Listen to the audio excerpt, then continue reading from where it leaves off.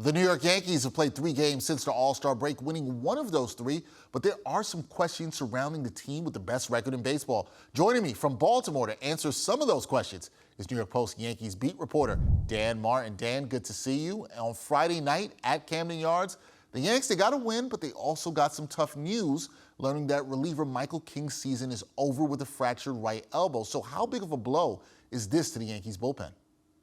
Well, it's a major blow.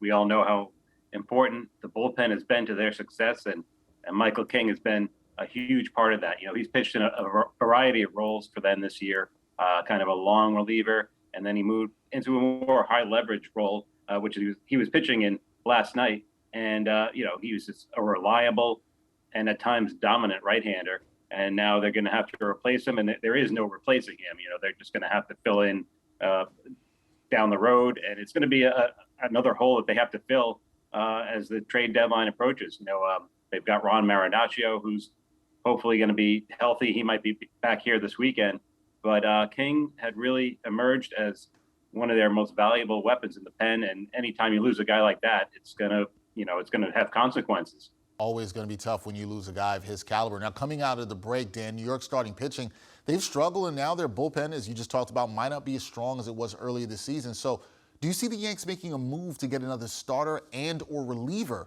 before the trade deadline? I think they're going to have to at least get a reliever.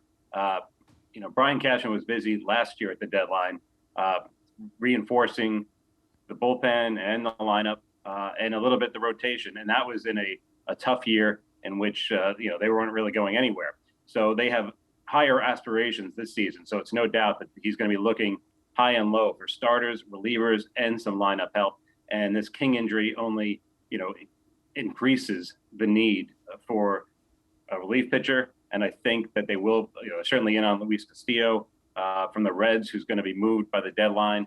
So, yeah, for a team that's got the best record in baseball, which you have to remind yourself of, there are some needs that they have, and for them to get to where they want to go, they're going to have to get some replacements. All right, so speaking of the trade deadline, Dan, there's a lot of talk about the Bronx Bombers potentially adding Juan Soto from the Nationals to the lineup. So what would it cost the Yanks to get Soto, and do you think this is a move that the team should make?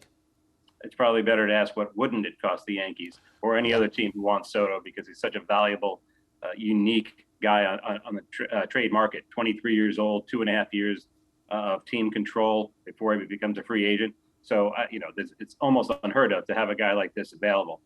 Whether he gets moved by August 2nd, we don't know. You know, the Washington Nationals could hold on to him until the offseason. But the longer it goes on, the more untenable that seems, because there's a lot of friction there between the player and the organization. So that it provides an opportunity for teams like the Yankees. You know, there's only a handful of teams that really make sense for a guy like Juan Soto that can afford him at $20-something million even before he hits free agency. And he just, you know, he fits any team. So for the Yankees, it's a matter of, do you give up a Jason Dominguez or an Anthony Volpe or Oswald Peraza or all of those guys, and then some? You know, they've been hesitant to trade any of their really high-end prospects in years past. You know, they were busy last year at the trade deadline. They traded mostly from minor league depth, not too much of the high, you know, their top prospects. This time, it cost them a lot. So I think Hal Steinbrenner and Cashman have to decide whether it's worth going in that direction, especially, you know, they've got Aaron Judge decision to make at the end of the year.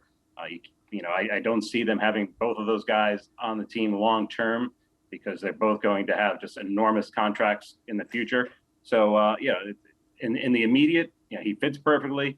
I could see them making a move like that, but it would be almost unprecedented for this regime to go all in. But like I said, Juan Soto is a unique player.